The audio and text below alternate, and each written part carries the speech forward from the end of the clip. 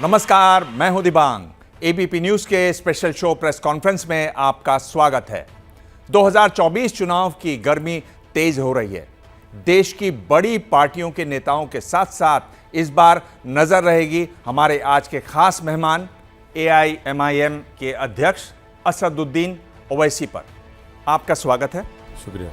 आपसे सभी जरूरी सवाल होंगे, लेकिन उससे पहले ये रिपोर्ट। मुसलमान इस मुल्क की आजादी के लिए सबसे ज्यादा अपना खून बहाई। जब से नरेंद्र मोदी की हुकूमत बनी उस वक्त से ये पूरी कोशिश की जा रही है कि मुल्क को एक हिंदुत्व राष्ट्र में तब्दील किया जाए। गौ रक्षकों को जो आजादी है वो आजादी उनको नहीं मिलनी चाहिए। जब तक अल्फाज और भाषण देते रहेंगे आप। मुद्दा कोई भी हो, एआईएमआईएम के अध्यक्ष असदुद्दीन ओवैसी का विचार जरूर आता है। पेशे से बैरिस्टर ओवैसी एक जोरदार वक्ता है। मुस्लिम सवालों को वो इस तीखेपन से उठाते हैं कि उनके राजनीतिक विरोधी उनकी तुलना जिन्ना से करते हैं। ये तो सारे उन लोगों की तारीफ करते जो भारत के मुगल आक्रांता और लुटेरा थे। ये ओवैसी अगर 1947 के पहले होते ये सुपर जिन्ना होते, और आज के भी ये सुपर जिन्ना बनने की कोशिश कर रहे हैं। 2004 से लगातार वो लोकसभा के सदस्य हैं। उससे पहले 1994 से 2004 के बीच वो आंध्र प्रदेश विधानसभा के सदस्य रहे हैं। ओवैसी को राजनीति उनके पिता सलाहुद्दीन ओवैसी से विरासत में मिली है, जो हैदराबाद के सांसद होते थे। ओवैसी सबसे ज्यादा मुस्लिम हितों का सवाल उठाते हैं, लेकिन सेकुलर कहने वाले उनके विरोधी उनको सेकुलर वोट काटने वाला और बीजेपी को फायदा पहुंचाने वाला मानते हैं। ओवैसी लगातार इसका खंडन करते रहे हैं।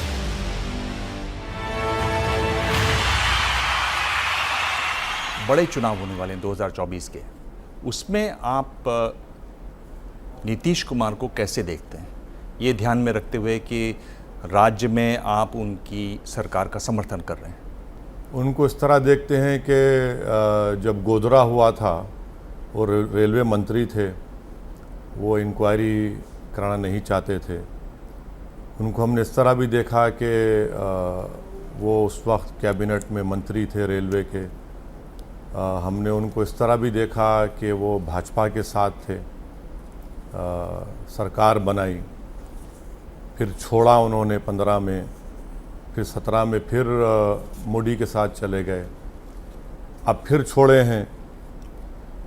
तो इनको इस तरह से देखते हैं।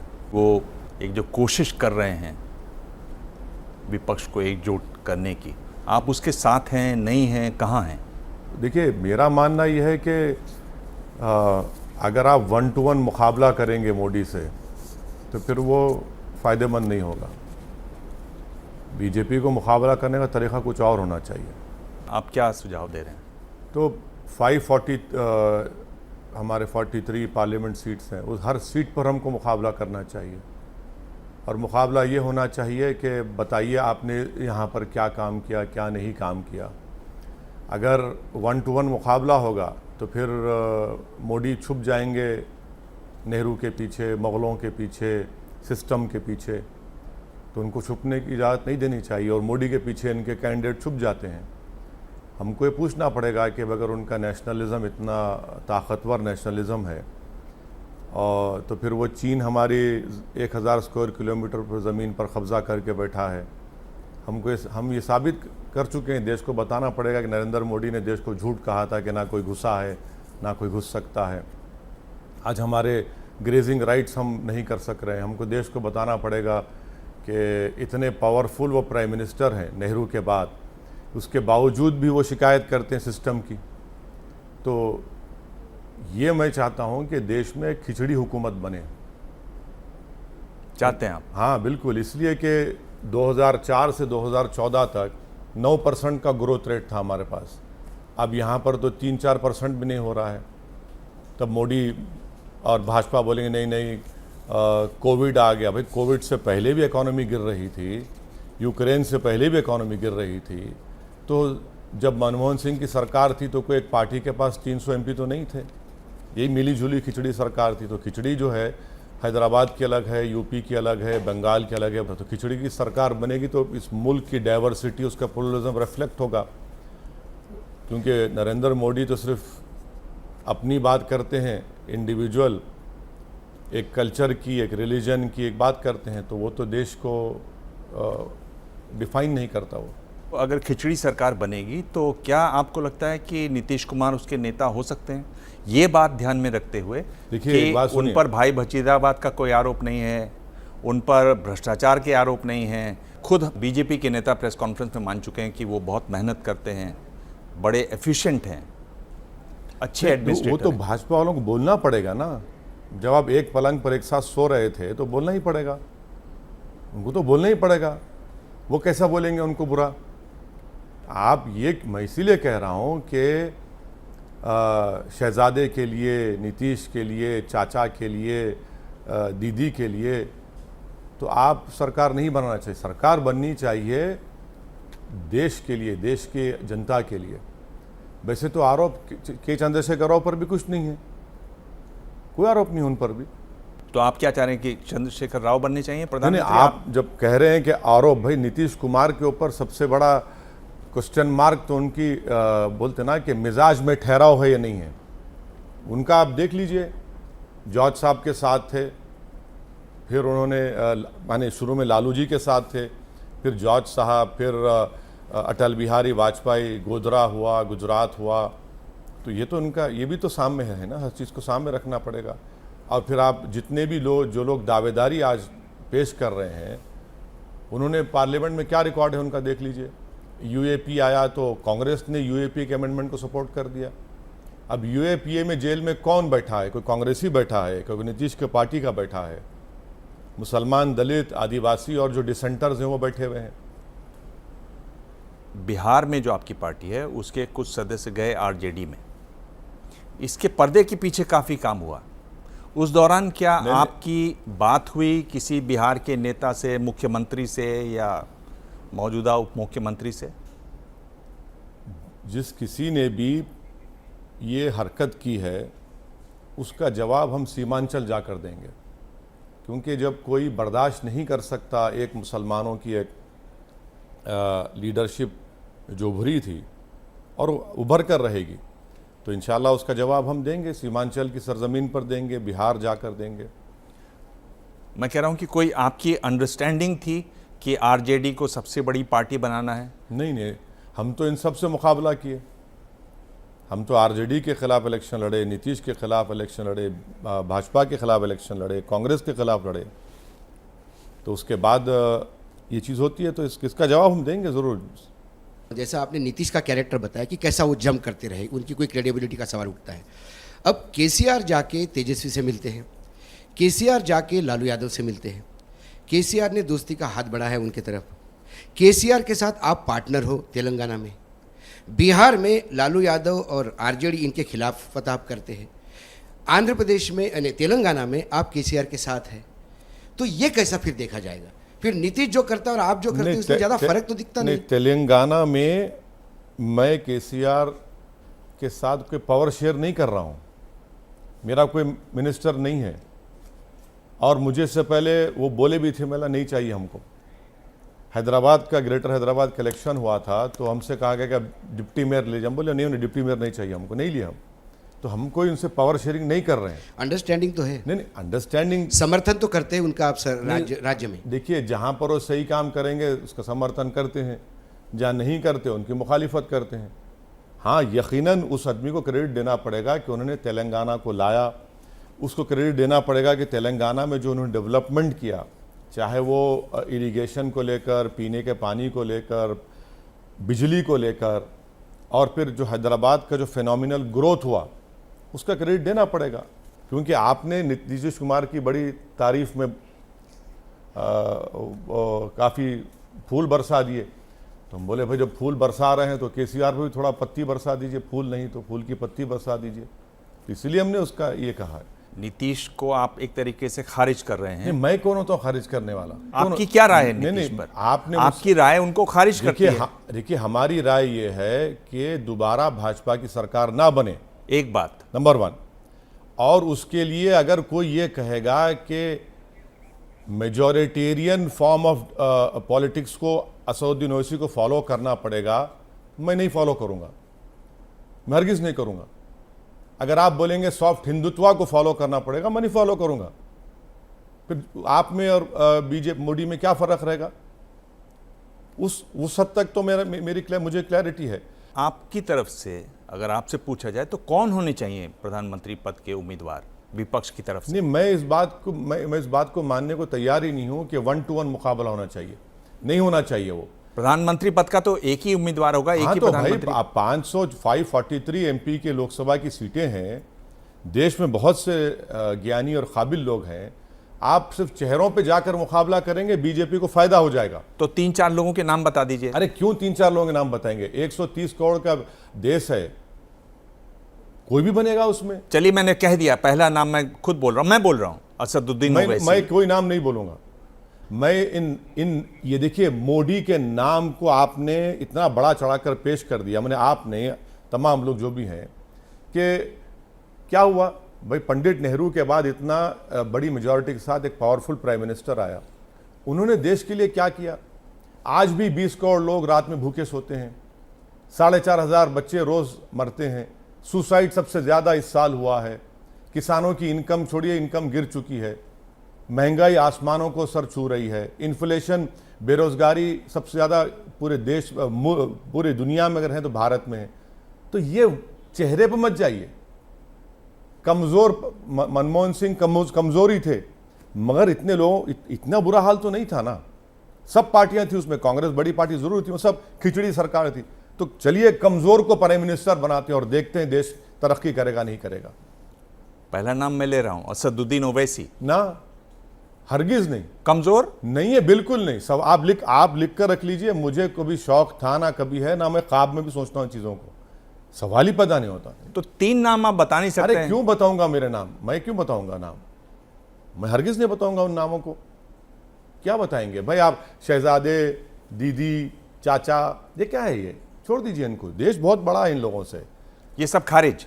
ममता बनर्जी खारिज। मैं किसी को खारिज कर, राहुल गांधी खारिज, नीतीश कुमार खारिज। ना मैं किसी को खारिज कर रहा हूं, ना मैं किसी को अपनी जबान से बोलने वाला हूं। मैं ये कह रहा हूं कि अगर आपको भाजपा को हराने का है, मोदी को हराना है, आप चेहरों पर मत जाइए।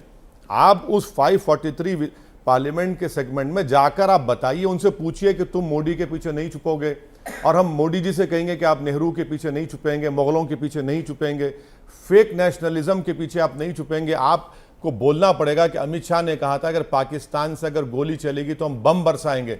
अरे बरसाइए ना चीन के ऊपर, क्योंकि चीन जान चुका है कि नरेंद्र मोदी अपनी डोमेस्टिक पॉपुलैरिटी के लिए कोई ऐसा काम चीन के खिलाफ नहीं करेंगे। तो चीन उस कमजोरी को समझ चुका है। इसीलिए हम हद तो ये हो गई कि हमारी 50,000 फौज चीन से देख रही, आंख में आंख डाल रही, बावजूद उसकी जमीन पर कब्जा कर रहे हैं। हम मिलिट्री ड्रिल्स कर रहे हैं उनके साथ। ये कौन सा नेशनलिज्म बताइए? जो फौज हमारी जमीन पर कब्जा करके बैठी है, हम रशिया में उनके साथ मिलिट्री ड्रिल कर रहे हैं। यही तो क्वेश्चन करना पड़ेगा। आपने खुद ये बात कहा कि आप मुस्लिमों की बात करते हैं, वो हिंदुओं की बात करते हैं, तो ऐसे में तो उनके पास एक बहुसंख्यक समाज है ही है, और उसके लिए कहीं ना कहीं आप भी जिम्मेदार हैं, ऐसा मानते हैं आप? नहीं, आपकी बात सही है, मैं ही जिम्मेदार हूँ, दूसरे कोई जिम्मेदार नहीं है।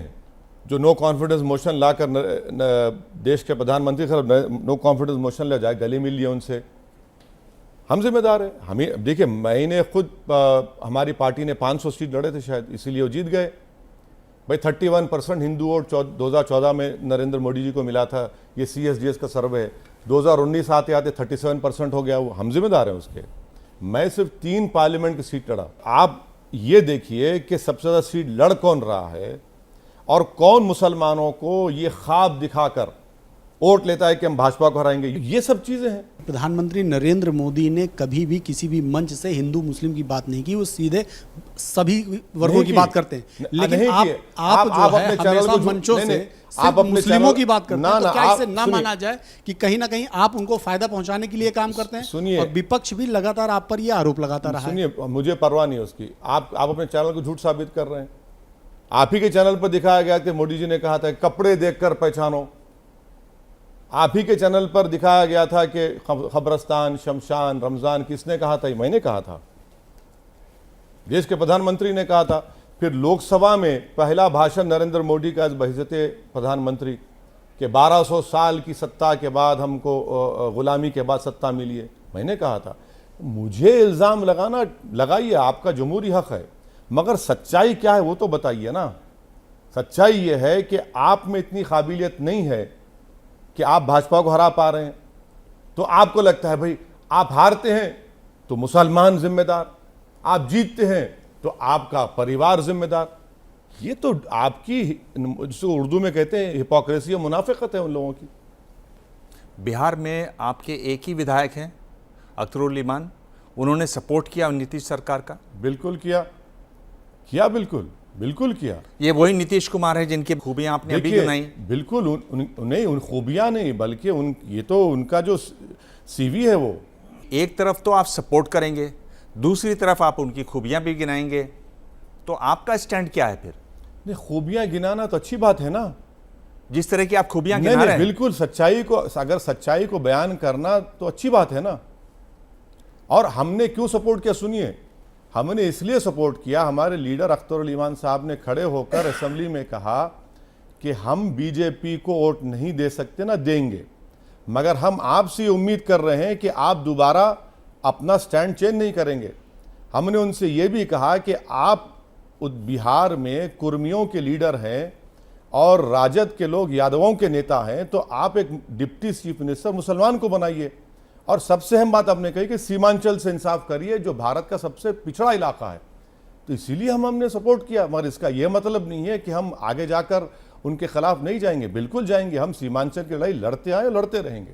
लोग देख रहे हैं कि एक तरफ आप सपोर्ट कर रहे हैं, दूसरी तरफ आप ऐसी बात कर रहे हैं। अगर ऐसे ही हैं, उन पे भरोसा नहीं किया जा सकता, तो वो इधर से उधर। मैं ये पूछ रहा हूं कि आप एक तरफ सपोर्ट कर रहे हैं, दिल्ली में आ जाते हैं उनके खिलाफ बोलते हैं, बिहार में उनके साथ खड़े हो जाते हैं। देखिए, बिहार में उनके साथ नहीं, बिहार की जनता के फायदे के लिए बीजेपी को रोकना था। हम तो नीतीश कुमार को आईना दिखा दिए कि आप कल तक वहां पर थे, आप उनको छोड़ के आए और आप यहां पर आके बैठ गए। अरे उनका समर्थन कर रहे हैं तो साथ नहीं होना। और उनके बिल्कुल साथ नहीं है, उनके बिल्कुल साथ नहीं। हमको वोट देना है। यहां पर भी हम पार्लियामेंट में हैं। यूएपीए का अमेंडमेंट अमित शाह लेकर आए 2019 में, कांग्रेस ने वोट दिया। उधर मत जाइए, लोग देख रहे हैं। लोग ये पूछ रहे हैं कि आप समर्थन कर रहे हैं और समर्थन करने के बावजूद आप कह रहे हैं कि हम साथ नहीं हैं। साथ होना और क्या होता है? बिल्कुल नहीं है। क्या पावर शेयरिंग कर रहे हैं? पावर शेयरिंग कर रहे हैं। कोई मंत्री है हमारा, समर्थन कर रहे हैं ना। समर्थन ने, वोट ऑफ कॉन्फिडेंस साथ दिए। अब आप देखिए क्या होगा जिस दिन बिहार में एब्सटेन भी नहीं किया। ऐसा नहीं किया कि आपने वोट नहीं दिया, आपने वोट दिया, उनके हक में दिया और कह रहे नहीं हम साथ नहीं है। बिल्कुल दिया है। किस लिए दिया है वो हमारे पार्टी लीडर ने, एमएलए ने वाजे कर दिया उसको। बिल्कुल दिया है, क्यों नहीं देंगे, दिया है बराबर। आपने कहा कि ये छोटा एनआरसी है, मदरसों का जो सर्वे हो रहा है, आपका मतलब क्या है इससे? देखिए, अनरिकग्नाइज मदरसे हैं, इलीगल तो नहीं है ना, नंबर 1। अनरजिस्टर्ड हैं, ठीक है, क्योंकि वो मदरसा यूपी बोर्ड के तहत रजिस्टर्ड नहीं है। आप सर्वे क्यों करा रहे हैं? आप ये कह रहे हैं कि national commission of child rights ने उनको कहा है। भाई, national commission of child rights के फंक्शन में आता ही नहीं है सर्वे कराना वो। और national commission of child rights तो सिर्फ क्रिश्चियन और मुसलमानों के खिलाफ वो इस्तेमाल होता है, वो तो अड्डा बना हुआ हिंदुत्व आइडियोलॉजी के लिए। हम ये कह रहे हैं कि आप सर्वे कराएंगे और आप ये देखेंगे कि कितने टीचर है, कितने वो। एक बात बताइए, नेशनल कमीशन माइनॉरिटी राइट्स में कि उनको पूछिए, उनको मालूम कि हिदाया के माने क्या है, आलिम फाजिल किसको कहते, मुहद्दिस किसको कहते, मुफ्ती किसको कहते। अरे आप सर्वे कराकर और डेटा जमा करके आप बाद में हैरास करेंगे। तो इसलिए मैंने कहा छोटा एनआरसी है। अगर आपको सर्वे कराना था तो आप उत्तर प्रदेश के पूरे गवर्नमेंट स्कूल्स का करा लीजिए, प्राइवेट स्कूल्स का कराइए। भाई, उसमें पढ़ने वाले बच्चे नहीं है क्या? और वो आर्टिकल 30 के तहत मदरसे चलते हैं, संविधान का आर्टिकल 30 है वो, आप उसमें इंटरफेयर नहीं कर सकते। आप सर्वे क्यों करा रहे हैं? आप हैरास करना चाह रहे हैं। आज आप देख रहे हैं कि दारुल-उलूम हो, जमीयतुल उलमा हो, बड़े बड़े मदरसे आज उसकी मुखालिफत कर रहे हैं। शुरू में तो आपने हमको माशाल्लाह से काफ़ी हमारे को आपने मकबूल कर दिया, मगर ये सच है। क्यों सर्वे करेंगे? आप सर्वे सबका करिए ना। अच्छा, और एक बात, आखिरी बात, मिनिस्ट्री ऑफ हायर एजुकेशन में यूआईडीएससी का सर्वे हो चुका है। मंडल लेवल पर किस स्कूल में कितने टॉयलेट हैं, ब्लॉक लेवल पर स्कूल में कितने टॉयलेट हैं, क्लासरूम्स हैं, टीचर हैं, वो सर्वे ऑलरेडी है। आप करें, ले लीजिए उनसे। आपसे ये सर्वे क्यों कराना चाह रहे हैं? ये आप जान रहे हैं ना कि करीब 16,000 ऐसे मदरसे हैं जो रजिस्टर्ड हैं, 40,000 के आसपास हैं जो रजिस्टर्ड नहीं है, जिनका सर्वे की बात हो रही। भाई ये देखना चाह रहे हैं कौन से सब्जेक्ट पढ़ते हैं, क्यों? क्या आपको परेशानी क्या है सर्वे क्यों से? देखेंगे आप? नहीं, आपको सर्वे से आप क्यों देखेंगे? बाथरूम बने हैं कि नहीं बने हैं, आप बच्चों को देखिए, सर्वे आप बोल रहे हैं ना, यूआईडीएससी। आपको परेशानी क्या है सर्वे से, ये जानना चाह रहा हूं। यूआईडीएससी का सर्वे ब्लॉक मंडल लेवल पर डेटा अवेलेबल है, ले लीजिए ना। और आप मदरसे जो यूपी मदरसा बोर्ड रजिस्टर्ड है, आपने उनको पैसे नहीं दिए 5 साल में, उन टीचरों के आपने सिर्फ 4 महीने के 5 महीने की तनख्वाह दिए। भाई दीजिए ना, 700-800 करोड़ बाकी है, देते क्यों नहीं आप? जो सर्वे आपका रजिस्टर्ड है उनके पैसे नहीं देंगे आप। जो अनरिकग्नाइज्ड है, जो आपका रजिस्टर्ड नहीं है, जो अपने पैसों से चल रहे हैं, आप क्यों कराएंगे सर्वे? भाई मैं उस मदरसे में क्या पढ़ा रहा हूं वो तो जो मदरसा है वो तय करेंगे। अच्छा, आरएसएस के जो स्कूल्स हैं, सर्वे कराइए उसमें, शिशु विहार में, सरस्वती जो, उसमें नहीं करेंगे सर्वे आप? उसमें जरूरत नहीं है बच्चों को क्या पढ़ाया जा रहा है, क्या टॉयलेट्स हैं, कितने क्लासरूम्स हैं। तो ये टारगेटेड सर्वे किया जा रहा है, इसलिए छोटा एनआरसी है ये। बहुत सारे मदरसे को लेकर के मुस्लिम समाज के अंदर भी काफ़ी आवाज़ें उठती रही हैं, और ये भी आरोप लगता रहा कि भाई मदरसों में जो कुछ पढ़ाया जाता है वो क्वालिटी एजुकेशन नहीं होती है। तो अगर मदरसों को एक कॉमन स्कूल की तरह चलाया जाए और जो धार्मिक तालीम है वो एडिशनल तौर पे उसमें दी जाए, जैसे बहुत सारों में होता भी है, तो उसमें क्या हर्ज है? नहीं, आप देखिए, एक बात समझिए प्लीज़, मदरसे जब खुलते हैं ना, जो ये अनएडेड मदरसे हैं, इनको संविधान के आर्टिकल 30 का प्रोटेक्शन है। हाँ। आप फोर्स नहीं कर सकते मुझे, नंबर 1। दूसरी चीज़, भाई जो मदरसा मॉडर्नाइजेशन बोर्ड रजिस्टर्ड है, आप 5 साल में 5 महीने की टीचर्स को तनख्वाह नहीं दिया आप। मेरा सवाल था, मुख्तार अब्बास नकवी ने दिसंबर 2021 को आप निकाल कर देख लीजिए, आप पैसे नहीं देते। तीसरा ये है कि भाई उसमें मॉडर्न एजुकेशन, भाई मॉडर्न एजुकेशन पढ़ाया जा रहा है, कौन नहीं पढ़ाया जा रहा है, मगर मदरसा खोलने का बुनियादी मकसद क्या होता है? इंजीनियर डॉक्टर बनाना नहीं होता, वो मदरसा है। एक आलिम बनाना, उसको मुफ्ती बने, इमाम बने, उसका मकसद वो होता है। मगर आप ये सर्वे क्यों करा रहे हैं बताइए? आपके सर्वे कराने का मकसद क्या है? कि हरास करना मुसलमानों को, उन मदरसों को। कुछ दिनों पहले आपने सोशल मीडिया पे एक फोटो पोस्ट किया था, आपका पुराना फोटो था, हाइड पार्क लंदन में, जीन्स पहने, शर्ट पहने, क्लीन शेव। हाँ, आप ही का। मैंने फोटो? हाँ, आप ही का था। अच्छा, बड़ा स्मार्ट लग रहा था फोटो। अभी नहीं लगते स्मार्ट? नहीं, अभी भी स्मार्ट है आप। आपको सर्टिफिकेट क्यों चाहिए? नहीं, मुझे नहीं चाहिए। फिर आप क्यों पूछ रहे हैं कि अरे भाई, वो क्लीन शेव स्मार्ट बोल रहे हैं एक ही सांस में, तो हम ये कह रहे हैं कि भाई दाढ़ी तो देश के प्रधानमंत्री दाढ़ी को नहीं है, इसलिए कह रहे हैं। अच्छा, उनको नहीं है दाढ़ी, आपको भी नहीं है। हाँ, इसीलिए हम लोग कह रहे हैं। अच्छा, तो आप स्मार्ट हैं, हम नहीं हैं। आप अपने लिए पढ़ने के लिए बैरिस्ट्री करते हैं, लंदन जाते हैं, आपके परिवार अच्छे स्कूल भी चलाता है, एक्सीलेंस स्कूल चलाता है, लेकिन मदरसों के अंदर अगर पढ़ाई का स्टैंडर्डाइजेशन हो जाए, आप राजनीति करते हैं तो आप भेष भी बदलते हैं, आप जो है हिजाब की पैरवी भी करते हैं, स्कूलों के अंदर आप उस तालीम का के लिए कॉन्स्टिट्यूशनल प्रोटेक्शन की बात करते हैं, लेकिन अगर स्टैंडर्डाइजेशन हो जाए, अगर सर्वे होता है, ठीक है, कहाँ सर्वे होता है, लेकिन सर्वे से स्टैंडर्डाइजेशन हो जाए, इसकी मांग क्यों नहीं करते? आप कर ही नहीं सकते ना। नहीं, क्यों नहीं कर सकते? आप नहीं कर सकते। आप आर्टिकल 30 को पढ़ा करिए। अगर मैं मदरसे खोलता हूं, आर्टिकल 30 के तहत राइट टू एडमिनिस्टर मेरा राइट है, लेकिन उससे जो पढ़ के निकलेगा ओवैसी साहब वो भारत का नागरिक बनेगा। सुनिए, भारत का नागरिक बनेगा, भारत का नागरिक है। आप ये कहना चाह रहे हैं कि दारुल उलूम देवबंद से जिसने इस मुल्क की आजादी के लिए अपना खून पसीना बहाया, वो लोग मुल्क के लिए काम नहीं किए? बिल्कुल। आप ये कह रहे हैं कि नदवतुल उलमा से जिन्होंने इस देश के लिए, आजादी के लिए काम किया, वो ताकतवर नहीं थे? सुनिए, ऐसी तालीम भारत के लिए नागरिकों को मिल सके, अगर उसके लिए बेहतर इंतजाम किए जा सकते हैं तो क्यों ना? आप लोग के दिमाग में ये बात बैठी हुई है, उसको निकालिए कि मुसलमान बैकवर्ड है क्योंकि वो इस्लाम को फॉलो करता। मुसलमान बैकवर्ड इसलिए कि मदरसों में पढ़ता। 4% मुसलमानों के बच्चे मदरसों में पढ़ते हैं। और क्यों पढ़ते हैं? थियोलॉजिकल इस्लामिक इल्म हासिल करने के लिए पढ़ते हैं। मैं आपको रोक रहा हूं मॉडर्न स्कूल्स खोलने के लिए, खोलिए। और कौन नहीं खोलता स्कूल? कुंडू कमेटी की रिपोर्ट पढ़ लीजिए। प्रोफेसर कुंडू ने 2014 अक्टूबर में नजमा हेपतुल्ला रिपोर्ट दी, आप स्कूल ही नहीं खोलते। मैं रोक रहा हूं आपको स्कूल खोलने के लिए, इंग्लिश मीडियम के। खोलिए ना स्कूल, इंग्लिश मीडियम स्कूल खोलिए। आप स्कूल फीस का इंतजाम करिए। पार्लियामेंट में मैंने कई मरतबा कहा, मेरी स्टैंडिंग कमेटी की रिपोर्ट जो मैं मेंबर था, हमने कहा कि मोदी जी 2000 करोड़ एक्स्ट्रा दीजिए माइनॉरिटी मिनिस्ट्री को, ताकि स्कॉलरशिप डिमांड ड्रिवन हो जाए। 4% बच्चे मदरसों में पढ़ते हैं, आप बोलते हैं कि देश के लिए खतरा, देश के लिए मजबूत। अरे भाई, वो किस लिए पढ़ रहे हैं? इमाम बनने के लिए, मुझे गाइड करने के लिए। उसमें तकलीफ की बात है।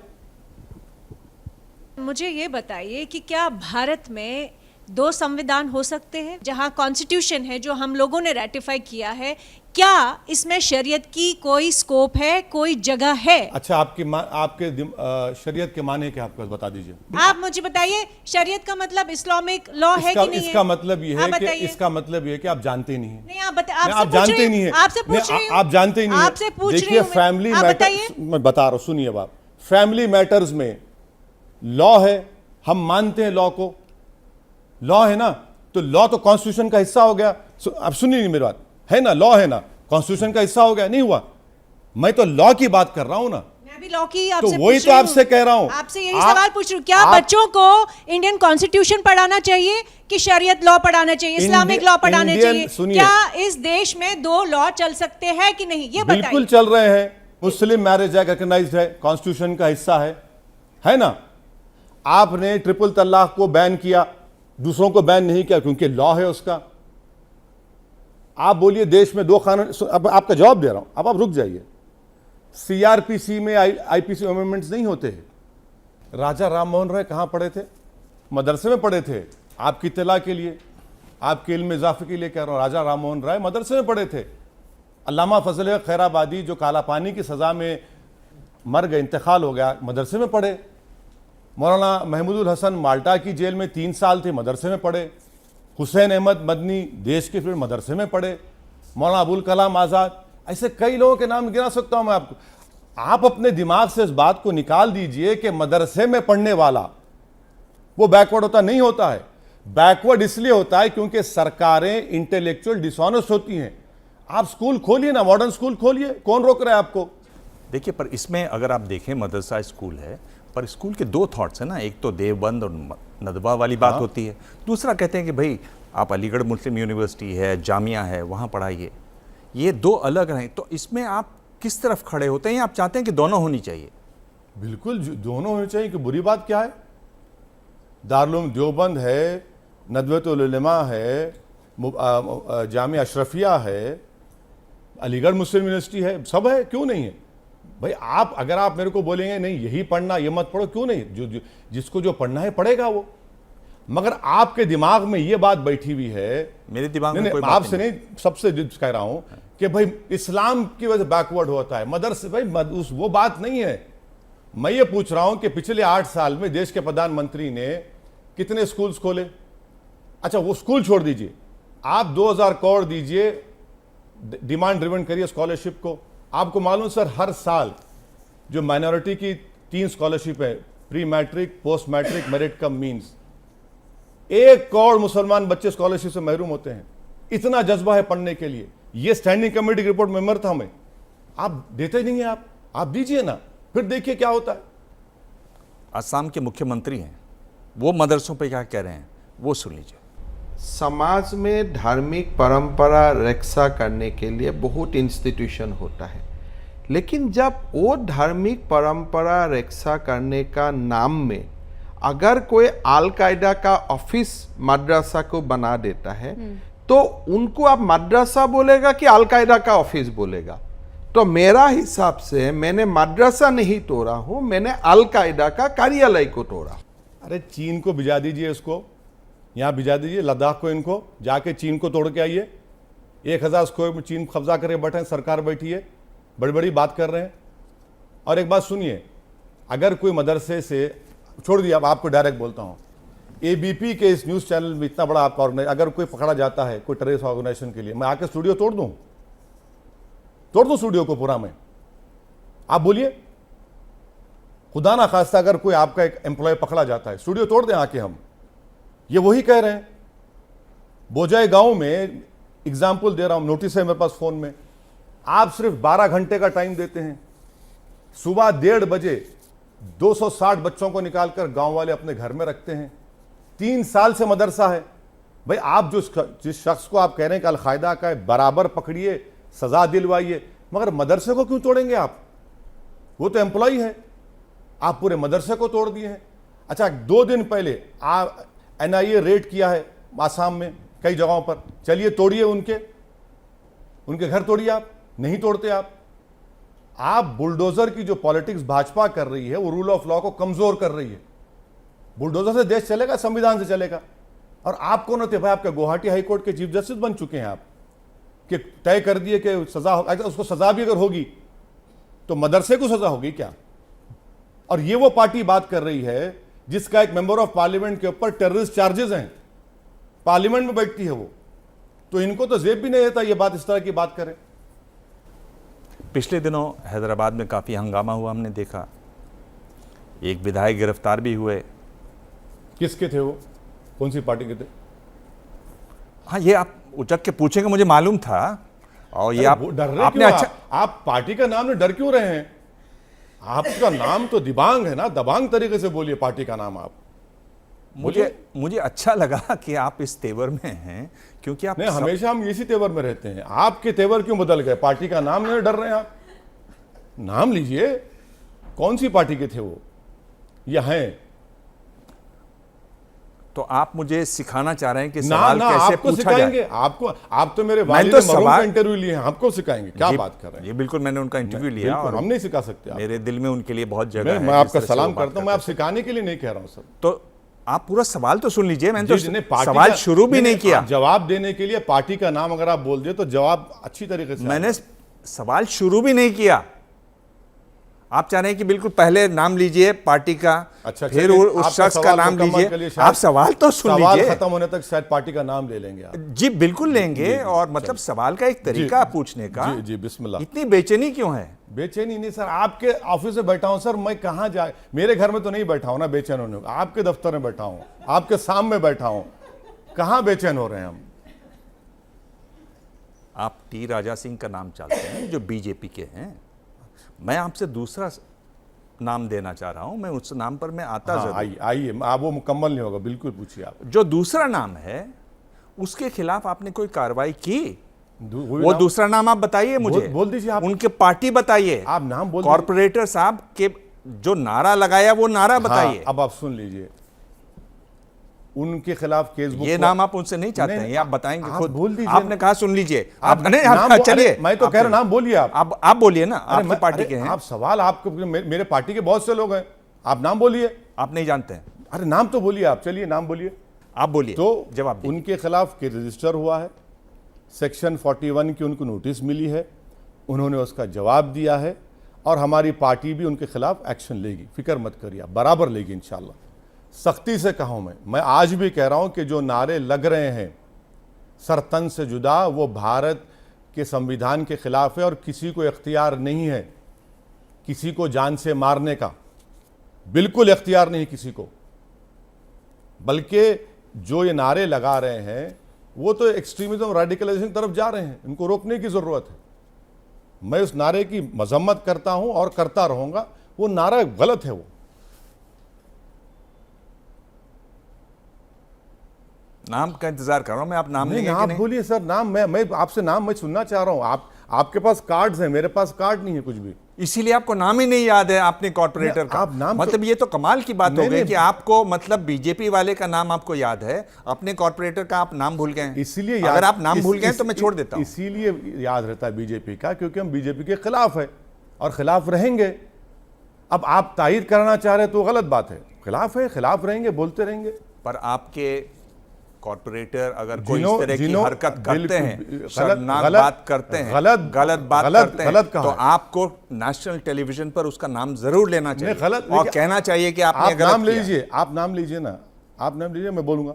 नाम लीजिए, आपके कार्ड्स में लिख के लाए होंगे। आप इतनी देर से आप माशाल्लाह से मेहनत किए हैं, हम देखे आपके ऑफिस। लोग देख रहे हैं कि कैसे आप अपने आदमी का जिसने इतनी शर्मनाक बात की, जिस पर सजा होनी चाहिए, आप उसका नाम लेने को नहीं तैयार। कोई दिफा नहीं कर रहे हैं। जो बात गलत है गलत बोलेंगे, तो गलत है वो, पर हम उसका नाम नहीं सुनिए। और एक बात सुनिए, जिस वक्त नुपुर शर्मा ने अनाप शनाप बका प्रॉफेट मोहम्मद सल्लल्लाहु अलैहि वसल्लम के बारे में, हैदराबाद में एक शख्स ने उनके बारे में इस तरह की बात की थी, उस पर केस बुक हुआ है। आप कमिश्नर पुलिस के पूछिए, 1 महीना जेल में था वो। हम बराबर कानून के बीच में नहीं आने देंगे, हम नहीं आएंगे बीच में। कानून अपना काम करेगा, देखेंगे आप। नाम नहीं लिया आपने अभी तक? आप लीजिए सर। आपने नूपुर इसका शर्मा तक मतलब का नाम ही ले नहीं है लिया। आपका ने, आप नाम ले लीजिए। चलिए मान लीजिए मेरे पास नाम नहीं है, नाम अब तो ले लीजिए। मैं नहीं क्यों नहीं कहूँगा नाम, बात को मान रहा हूँ कि नारे लगाए गए, उसमें हमारा कॉर्पोरेटर था, उनके खिलाफ केस बुक हुआ है, हम कानून के बीच में नहीं आएंगे, पार्टी एक्शन लेगी इंशाल्लाह। और पार्टी का मामला इतना सेंसिटिव है कि मैं उसका नाम लेके क्यों उसको बदनामी करूं नेशनल चैनल पर? मैं उसका नाम नहीं लूंगा। अरे क्यों आप अब ये भूल गए, इनको याद नहीं है तो मैं क्यों नाम लूं? सर इज्जत और नाम आपसे नहीं मिलता मुझे, मैं तो कह दिया हूं कि नहीं, मुझे जफर खान का नाम मालूम नहीं है। चलिए अब आपको मालूम हो गया, आपको मालूम हो गया। सही कहा आपने, बिल्कुल सही कहा आपने। क्यों आप इतना बचाव कर रहे हैं जफर खान नहीं का? बिल्कुल नहीं कर रहे हैं। आप नाम तक लेने को तैयार नहीं। अरे आप लेंगे नाम तो बोलूंगा ना मैं। दुनिया देख चुकी है कि आप कैसे बचाव कर रहे थे कि नहीं जफर खान का नाम नहीं लूंगा, इन्हीं से बुलवाऊंगा। बिल्कुल नहीं, आपके मुंह से निकल गया, माशाल्लाह, बहुत अच्छी बात है। दूसरी बात मैं ये कह रहा हूं कि जो नारे इस तरह के लगते हैं, जब आपके कॉरपोरेटर इतने ऐसे नारे लगाने की हिम्मत करते हैं, आप कभी आईने में देखते हैं कि आपका उसमें क्या रोल है? आप खुले मैदान में मुंडी कुचल दो, हरामी जैसे शब्दों का इस्तेमाल करते हैं अपने भाषणों में। अगर मेरा नेता इस तरह की बात करेगा, मुंडी कुचल दो, मुंडी कुचल दो, आपकी ये आपने अपने भाषण में कहा हुआ है। आप चाहेंगे तो मैं टेप आपको सुनवा दूंगा। दिखाइए। आपने ये कहा हुआ है। अच्छा। और पिछला, अगर आप पिछला देखेंगे, हमारी ये तीसरी मुलाकात है प्रेस कॉन्फ्रेंस में। पहली जो हमारी प्रेस कॉन्फ्रेंस थी उसमें ये बाइट चली हुई है आपकी, आज फिर चला दीजिए। आपने सुनी हुई है वो। जब आप इस तरह की भाषा इस्तेमाल करते हैं तो आपके जो फॉलोअर्स हैं, जो आपके वोटर्स हैं, उनमें इस तरह का भाव आता है, एक एग्रेशन भरा जाता है। आप इसको खुद को कितना जिम्मेदार मानते हैं? धर्म संसद में ही कराया, धर्म संसद मेरी वजह से हुआ, जहां पर महिलाओं का रेप करने की बात हुई थी, जहां पर मुस्लिम महिलाओं की बोली लगाई गई। मैं नहीं कहा धर्म संसद हमने ही कराया था, उनको सिक्योरिटी हमने ही फराहम की पूरे लोगों के साथ। पीलू खान, रकबर खान की मौत का जिम्मेदार ओवैसी है, बोल दीजिए आप। और फिर इखलाक को जिन्होंने मारा, एक एक्यूज की मौत हुई तो मंत्री जाकर फूल नहीं चढ़ाए, मैं ही चढ़ाया फूल। झारखंड में जो बीजेपी के विधायक कन्विक्टेड लोग थे, उनको हाईकोर्ट से बेल हुई तो फूल माला से उनका इस्तकबाल हुआ, हमने किया। मैं ये कह रहा हूं कि चलो धर्म संसद हो गई, बीजेपी हो गई नहीं, हो रही है, हो रही है, हो रही है, धर्म संसद हो रही है। बीजेपी लगातार पोलराइजेशन कर रही है। बीजेपी के नेता बहुत सारे ऐसी बातें कर रहे हैं जो असंवैधानिक है, इस देश की तासीर को खत्म कर रहे हैं, देश को तोड़ रहे हैं। एग्रीड। इसका जवाब दूसरी तरफ से एग्रेशन से तो नहीं होना चाहिए ना? जब चुनाव होते हैं ना, तो उस वक्त तो इलेक्शन कोड ऑफ कंडक्ट होता है, बहुत सख्त कानून होता है। उत्तर प्रदेश में मैंने करीब 200 सभाएं की। एक नोटिस बता दीजिए मेरे को, आप मुझे मिली तो मिली, एक नोटिस बता दीजिए। हालिया बात कर रहा हूं मैं तो आपको, 200 सभाएं हुई मेरी, नतीजा नहीं निकला अलग बात है, कोई नोटिस ही नहीं है हमको। तो अब यही तो हम कह रहे हैं। आप इस बात को समझिए कि अगर मैं सच्चाई को बयान कर रहा हूं तो आपकी कंफर्मिटी के लिए क्यों बोलूंगा मैं? नहीं, सवाल वो नहीं है। सवाल मेरा फिर उसमें मैं नोटिस लीगल इलीगल पे नहीं आ रहा। अरे भाई आपके सवाल, तो फिर एक बात और सुन लीजिए, उसका पैमाना क्या होगा? जिसको आतंकवादी जो मेंबर ऑफ पार्लियामेंट आपने बताया है, आपने बताया ना उन पर चार्जेस हैं, मैंने चार्जेस है ना? हाँ, चार्जेस हैं। चार्जेस तभी प्रूव नहीं हुए ना कोर्ट में। जैसे आपके भाई छूट गए वैसे वो भी छूट जाएगी। हो सकता है, बिल्कुल छूटेंगे, बिल्कुल हो सकता है, क्या मालूम। एक के बाद उनका जिक्र करने की जरूरत भी नहीं है। एक के बाद एक पूरे विटनेस हॉस्टाइल हो रहे हैं। अब बिल्कुल हो रहे हैं। ये तलखी कुछ कम होगी कि ये ऐसे ही रहेगी? किसकी तलखी? आपने, हमने? नहीं, जो आप बोलते हैं हाँ, उसमें जो तलखी है वो कुछ कम होगी। सच्चाई को तो बयान करना है ना। नहीं, मैं आपके भाषणों की बात कर रहा हूँ, यहाँ नहीं। यहाँ तो आप जो मर्जी बोलिए। नहीं, जो बाहर बोल रहे हैं, आप जो मैदान में बोलते हैं, जो लोगों के सामने बोलते हैं। देखिए सर, एक बात सुनिए। जो मैदान में बोलते हैं ना, तो आपको बोलना पड़ेगा। जब दूसरे नहीं बोल सकते हैं तो मैं क्या करूं? आप उनसे मोहब्बत करिए जो नहीं बोल सकते हैं। जो नहीं बोल सकते हैं तो हम पे क्यों गुस्सा निकाल रहे हो उनका? हम पे जो जिंदगी में अब तक अख्तर उनका 10 बार लॉन्च हो चुका है, जो नहीं बोल सकते नहीं बोल सकते, हम क्या करेंगे? हम क्या करेंगे उनके बारे में? मैं जिम्मेदार हूं क्या उनका? यही मैं बोल रहा हूं ना कि आप इस तरह की तलखी जब रखेंगे तब आपके जो फॉलोअर्स हैं वो इस तरह के नारे लगा सकते हैं, क्योंकि जब वो ये बिल्कुल नहीं, जब इतना जोश आता है, गर्मी आप इतनी करेंगे, जब भी गर्मी करेंगे एक तो बात सुनिए, एक मिनट सुन लीजिए, जब गर्म करेंगे तो दूध उबल के बाहर गिरता है। नुपुर शर्मा एक इंग्लिश चैनल पर बोली, उससे पहले उसने एक हिंदी चैनल पर वही बात बोली। किसकी वजह से बोली वो? मैं ये कह रहा हूं कि भाजपा की ऑफिशियल पॉलिसी है इस्लाम और प्रॉफिट मोहम्मद सल्लल्लाहु अलैहि वसल्लम के बारे में बोलते रहो।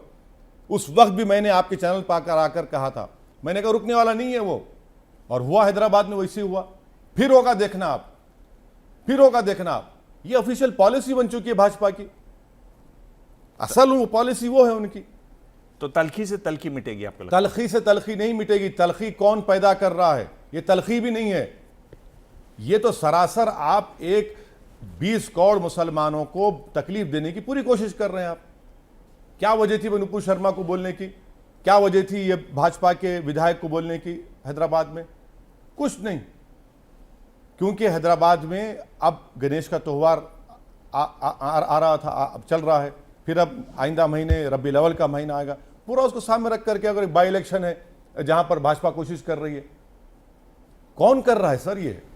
पर मैं आपसे कह रहा हूं कि अगर आप इस तरह की बातें करते हैं तो आपको नुपुर शर्मा के खिलाफ कानून अपनी कार्रवाई करेगा, जरूर करना चाहिए। क्या किया कार्रवाई? सर सवाल तो आप तो आज मतलब बोलने भी नहीं देना चाहते मुझे। सर मैं तो आपको रोक नहीं रहा हूं, मैं आपका मेहमान हूं, तो मेरी बात तो सुन लीजिए। क्या कार्रवाई हो रही है? मैं कह रहा हूं कि जो भी कार्रवाई है न्याय संगत वो जरूर होनी चाहिए, सख्त कार्रवाई होनी चाहिए। पर आप इसमें एक आप देखते हैं कि कन्हैया लाल मारे गए दर्जी, एक उमेश कोहली की मौत हो गई, ये जो हत्याएं हो रही हैं, हिंसा हो रही है, उस पर भी आपको उतनी ही कड़ाई से तलखी से बोलना चाहिए, उसके खिलाफ भी बोलना चाहिए। गलत बात है, बिल्कुल गलत बात कह रहे हैं आप। बताइए।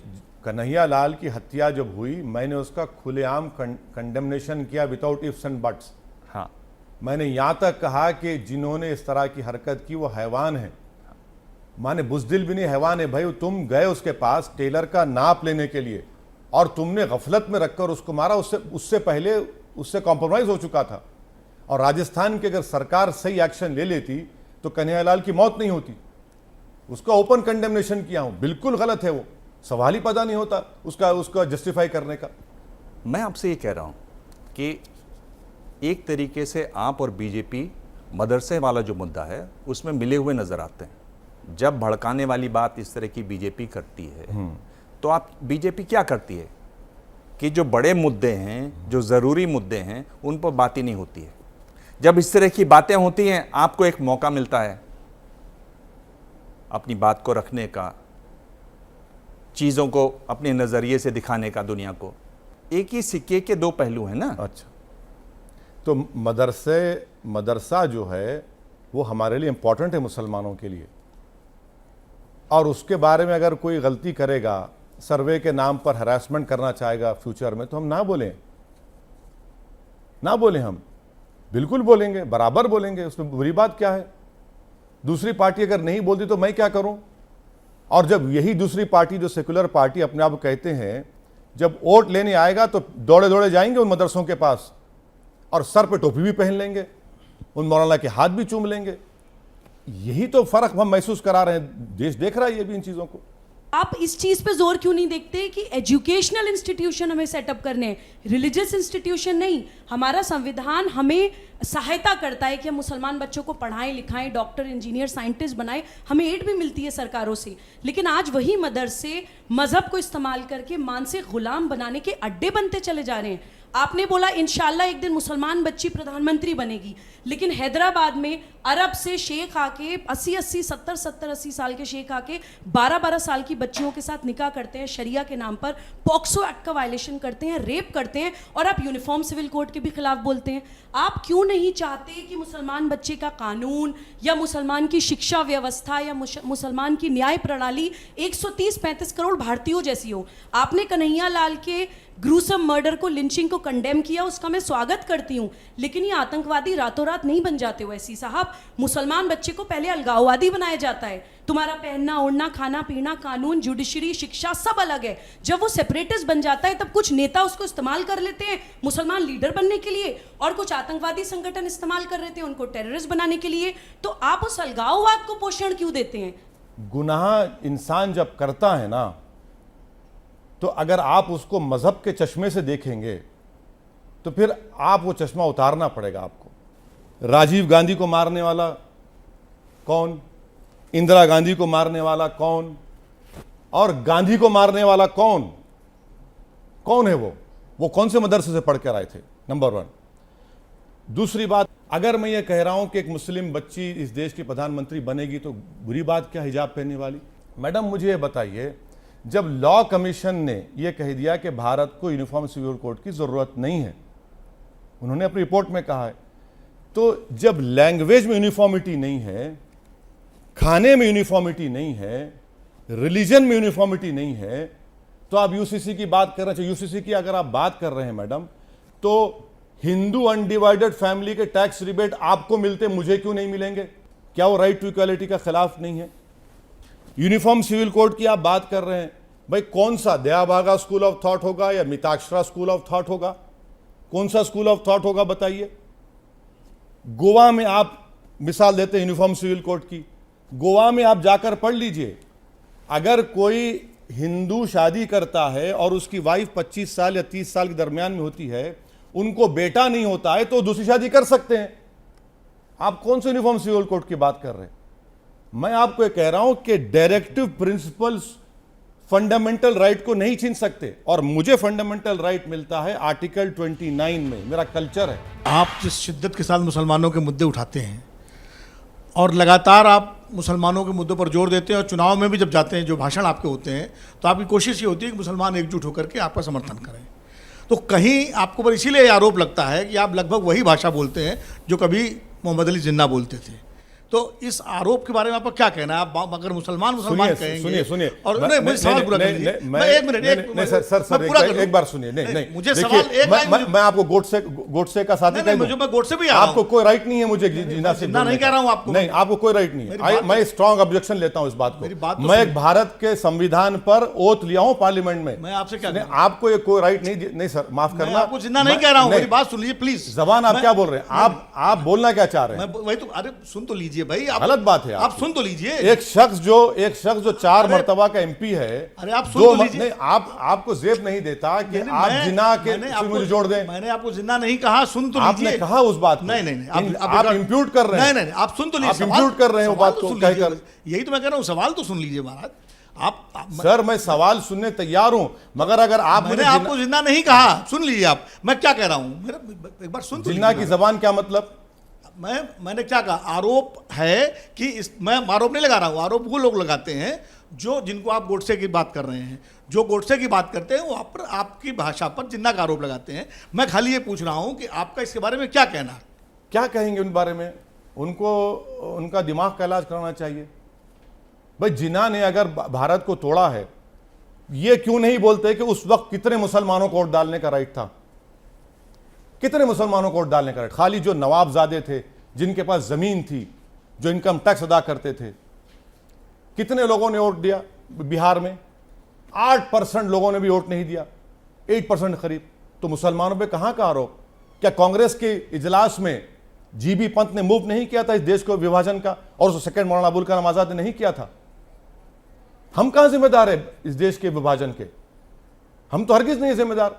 अगर पूरे मुसलमानों को वोट डालने का राइट होता तो बताते फिर आपको, मगर ये बता जाते मुसलमान जिन्ना का साथ दिए। अरे भाई कहां मुसलमान? वो मुसलमान साथ दिए जो इलीट अपर क्लास जो थे।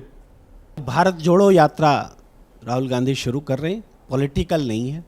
आपको क्या किसी न्योते का इंतजार है कि न्योता मिलता तब जाते? क्यों? क्या या फिर यूं ही आपको जुड़ना चाहिए? किससे? कि भारत जोड़ो यात्रा जैसे जो कोई पॉलिटिकल यात्रा नहीं है, देश को जोड़ने की पहल हो रही है। एक बात सुनिए, मेरे को समझ में नहीं आता ये बात कि आपके 200 सांसद थे, आप 40 पे आ गए, कौन जिम्मेदार है भैया उसका? मैं जिम्मेदार हूं। चुनाव हुआ ना, फिर दूसरी बार होता है, आपके थोड़े बढ़ जाते हैं, 4-5 बढ़ जाते हैं, कौन जिम्मेदार है उसका?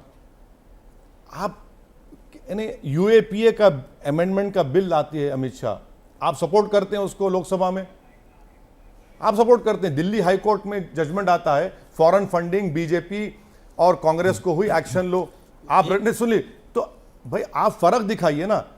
भारत जोड़ो की बात अगर आप करेंगे कि भाई किसी एक शख्स के लिए, किसी एक शख्स की उसकी इज्जत में, उसके सियासी मुस्तकबिल को रोशन बनाने के लिए जुड़ जाओ, मैं नहीं जुड़ूंगा। ठीक है, आप कह रहे हैं कि ये भारत यात्रा जो है एक शख्स के लिए है। नहीं, वो देखिए, वो किसी पार्टी का प्रोग्राम है, उनका ऑफिशियल प्रोग्राम है, वो कर ले, हमको इतराज नहीं है, बिल्कुल करें। ठीक है, आप थोड़ी देर पहले नीतीश कुमार जो कोशिश कर रहे हैं उन पर भी उंगली उठा रहे हैं, उन पर भी सवाल उठा रहे हैं।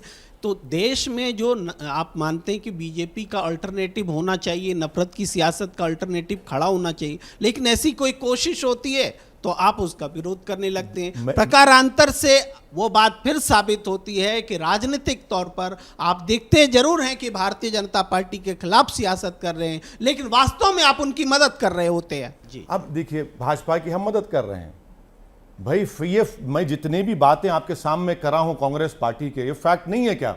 बिल्कुल फैक्ट है। ये फैक्ट तो सवाल भी है। नहीं, सुनिए, आप अगर अब ये आपने भाजपा अगर आज सत्ता में है तो क्या कांग्रेस जिम्मेदार नहीं है उसकी?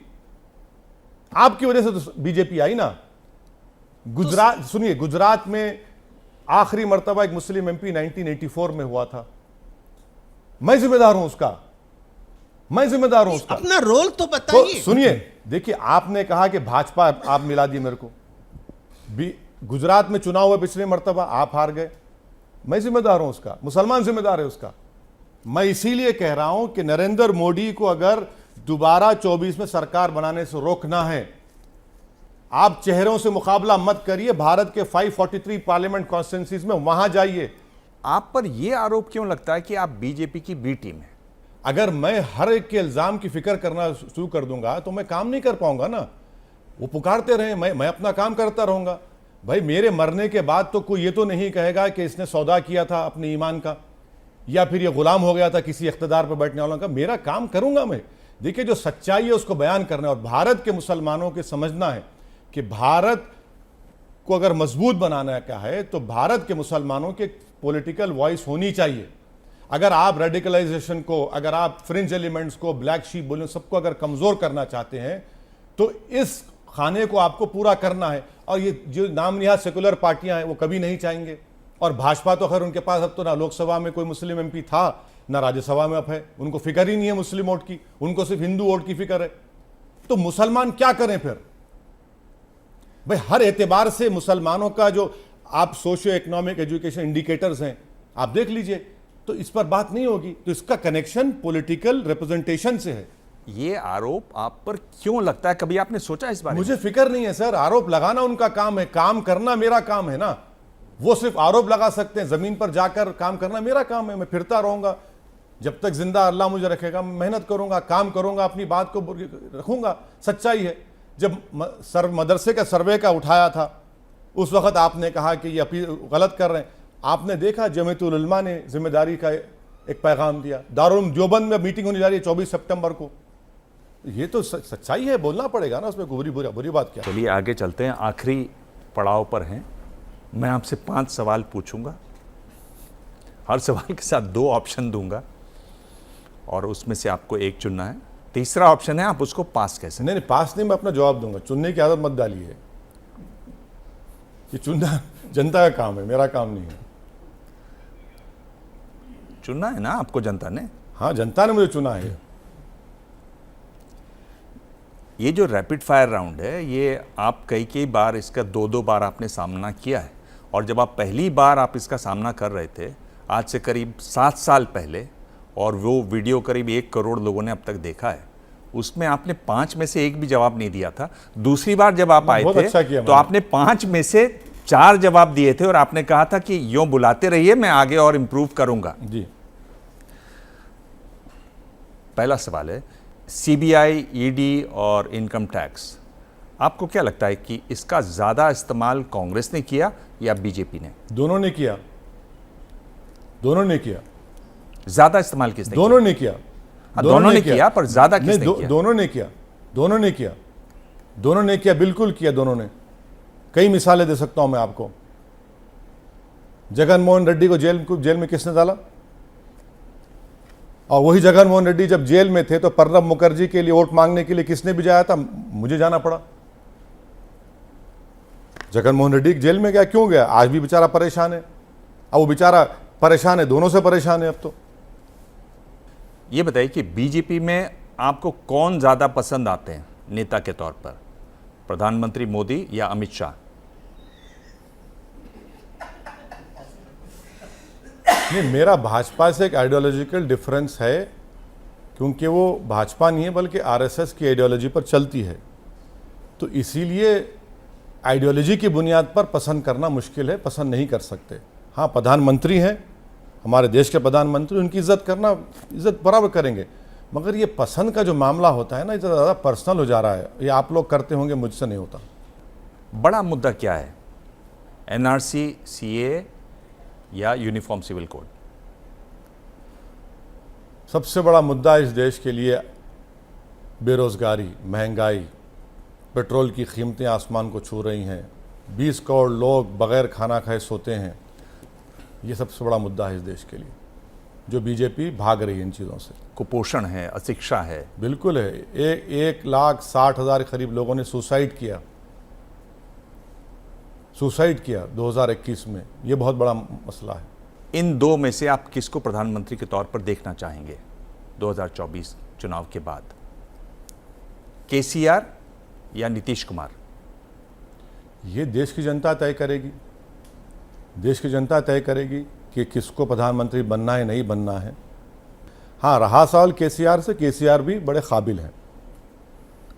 केसीआर चुन लिया मतलब? काबिल है, मैंने कहा काबिल हैं, काबिल हैं। आप उनको देखना चाहेंगे? नहीं, ये देश की जनता तय करेगी, मैं नहीं तय करूंगा। मैं कौन होता हूं तय करने वाला? और ये सवाल जो है, ये पिछली बार भी मैंने पूछा था 7 साल पहले, आपने तब भी जवाब नहीं दिया था। मैं देख रहा हूं कि अब आप क्या करते हैं।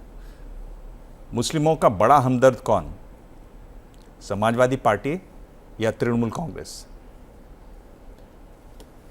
ममता बनर्जी ने आरएसएस की तारीफ की। अगर वही बात असदुद्दीन ओवैसी कह देता तो क्या होता था पूरे देश में? सब चलाते, ये मुसलमान, ये मरने के बाद कब्रिस्तान में जगह मत दो। मगर वो बोल सकती हैं,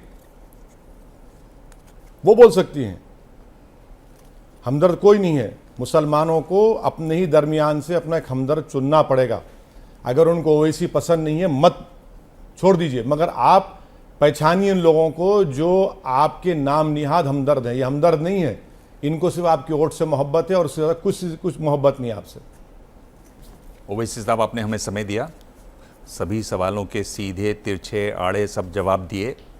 और एक बात तो है कि 7 साल पहले मैंने आपसे बात की, फिर 6 साल पहले आपसे बात की, 2 प्रेस कॉन्फ्रेंस किए, तो तलखी अभी भी है और आप इसे अच्छी बात मानते हैं।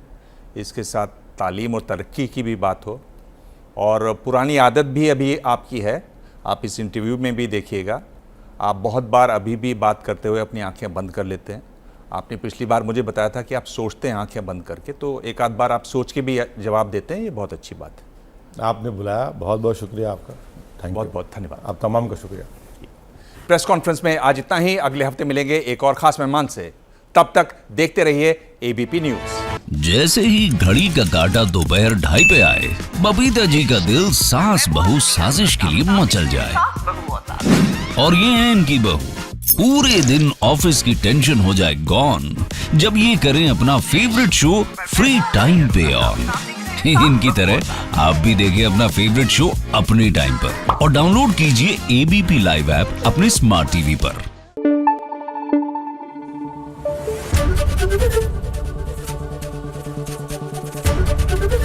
एबीपी न्यूज आपको रखे आगे।